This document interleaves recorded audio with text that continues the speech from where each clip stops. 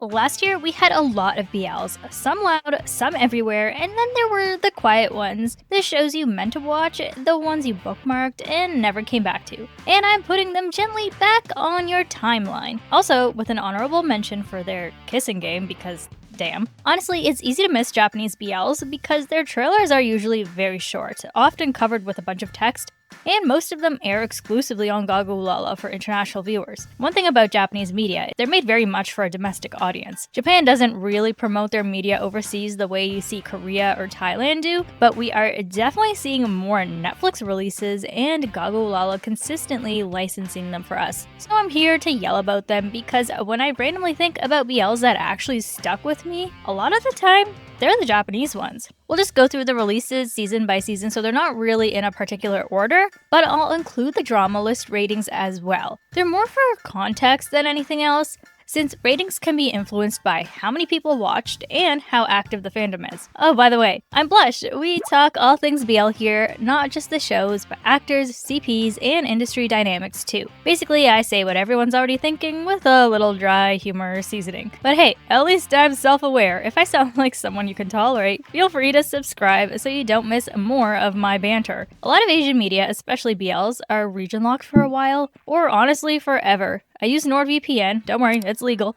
to trick the internet into thinking I'm in a different country to unlock shows that may not be available where I am. Like I use this for Netflix all the time because Canadian Netflix is sometimes a little sad. Basically, you just click any of these countries that you want to be in, and NordVPN has the largest list of countries by far and is the most trusted and used worldwide. If you have no idea what I'm talking about, I do have a video explaining the different ways I use mine, and I will leave the link to the deal in the pinned comment below. Okay, the first one I'll quickly mention, it's not exactly a in-your-face BL.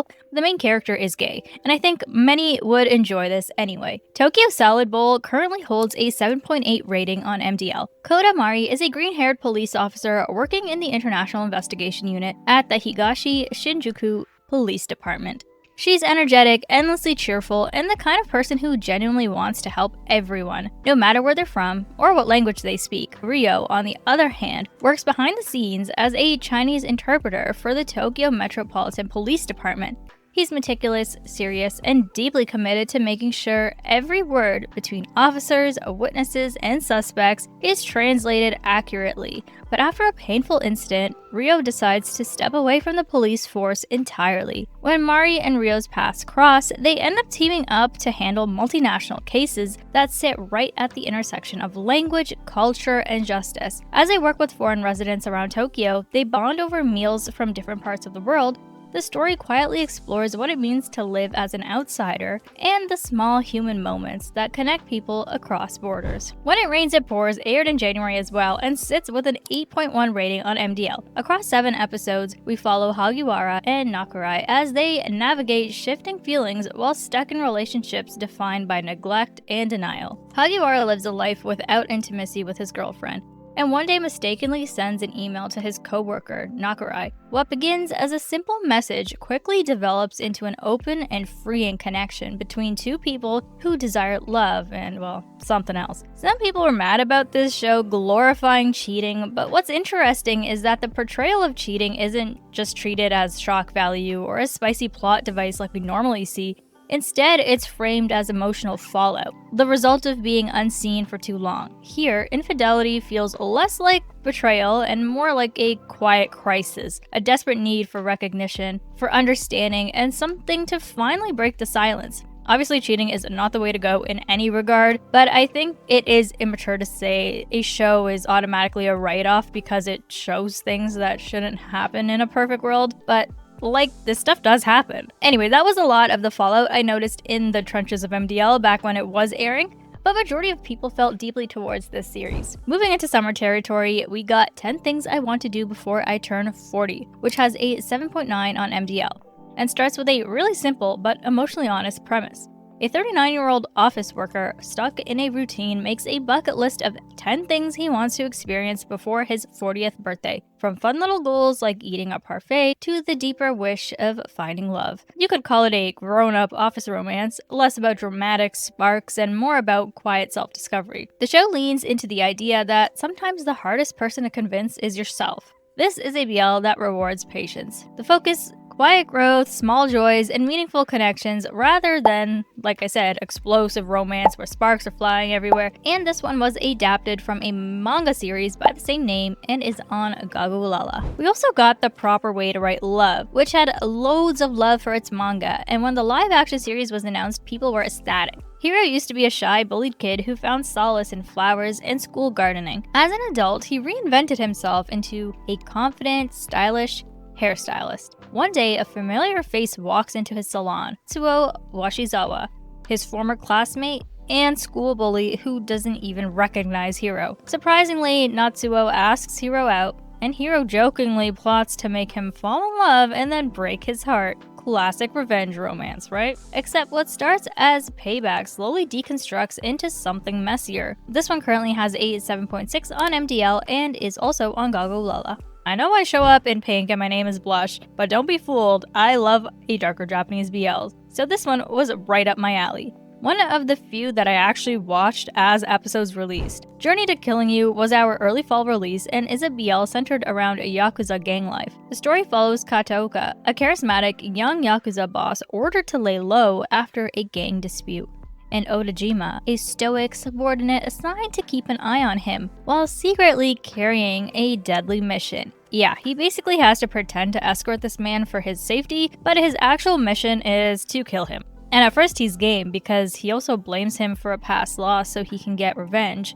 while also carrying out the mission. As they travel together, the violence, danger, and forced proximity all around, Odajima finds himself torn between duty, vengeance, and something deeper he never expected. Love and hatred begin to blur against a backdrop of crime, loyalty, and regret. This carries a solid 8 on MDL and again is also on Gagulala. If you're enjoying these BL rundowns and want to support the channel a bit more, memberships are open. You get things like early access plus a loyalty badge that changes over time, which is essentially a visual record of how long you've survived my commentary. There's some sort of prize for that. But jokes aside, memberships genuinely help me keep doing this without burning out, so thank you to everyone who's joined. I do notice, and I never thought I'd be here. No pressure, of course, but the join button is below if you feel like it. Back to the shows. Punk's Triangle was another refreshing one. I actually watched this one as episodes released as well. Chucky, a fashion school student with big dreams, he wants to design for his favorite runway model. Like, this guy's life orbits around this guy. Imagine being next to your all-time role model, your bias of biases, in the same classroom, working together on school projects,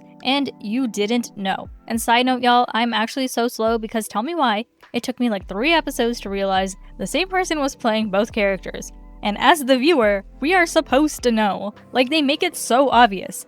But the actor that plays the model Ai and the design student Inaga is honestly so good at changing his entire aura and the way he carries himself when he's in each character that I was completely fooled. Anyway, watch this. It has an 8.1 on MDL and is on Gagulala. Also, random side note, the cover photo looks like teenager Jungkook and current Jungkook. What the heck? School Trip joined a group I'm not close to. First of all, this one has an 8.7 on MDL. That's insane. This was another fall release, and it's the one that sounded like it was basically Boys Over Flower BL edition. Now for the show, I found this one quite lighthearted and fluffy.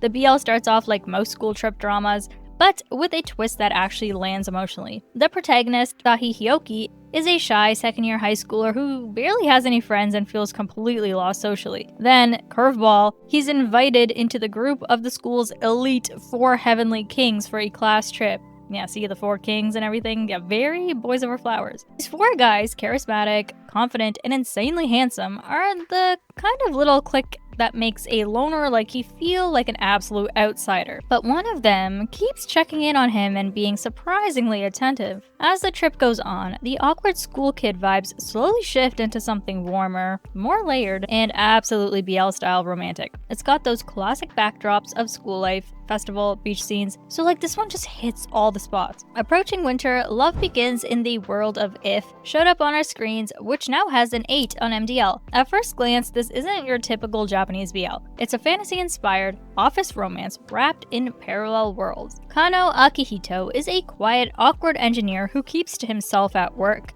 struggling to fit in with extroverted coworkers and feeling constantly misunderstood. After a particularly rough day, his relationship with his peer and the ace of the sales department becomes strained after a certain incident. Akihito, torn between admiration and feelings of inferiority, he makes a wish at a shrine and mysteriously wakes up in a parallel version of his life where everything is different. In this alternate world, he belongs. His colleagues are friendlier, work is easier, and most importantly, his co-worker, Ogami, treats him with warmth and affection instead of distance or tension. It is on the shorter side with only 6 episodes, but still a pretty thoughtful take on workplace BL that actually makes you feel something deeper than just cute moments. It's about wanting a life where you belong, not because others change, but because you finally see yourself as lovable. This one is on Viki. And for our honorable mention, I just threw this in here for fun. It's the remake of Mame's Love in the Air from Thailand. Why? Because I remember when it took over my feed for like a week with these two's kisses. These are some of the most intense kissing scenes I've seen from JBL in the past year, and why not share with you guys? Finally finishing off with a movie because, well, it would just be wrong to not mention it here. Our 10th BL is, funny enough, Ten Dance. Ten Dance premiered on Netflix just as the year was wrapping up and currently has an 8.6 on MDL. At its core, it is about discipline, restraint, and obsession. Not just with another person, but with perfection itself.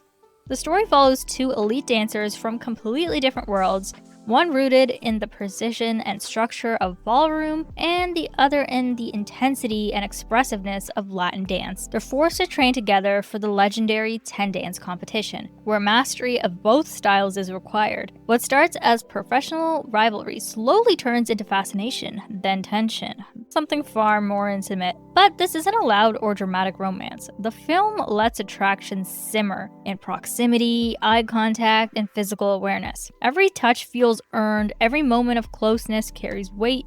And now that I'm reading this, isn't this how heated rivalry also went? Anyway, the tone is giving sensual and mature. No feeling of rushing to define a relationship. The characters don't fall in love because it's convenient. They fall because they recognize something in each other that no one else quite understands. It's about grown men, ambition, control, and what happens when someone finally sees you at your most vulnerable, mid-movement, mid-breath, mid-collapse. Again, this one is on Netflix. Okay, these were my 10 I thought I'd share from 2025. What were your guys' favorite? Was it on this list? Share below.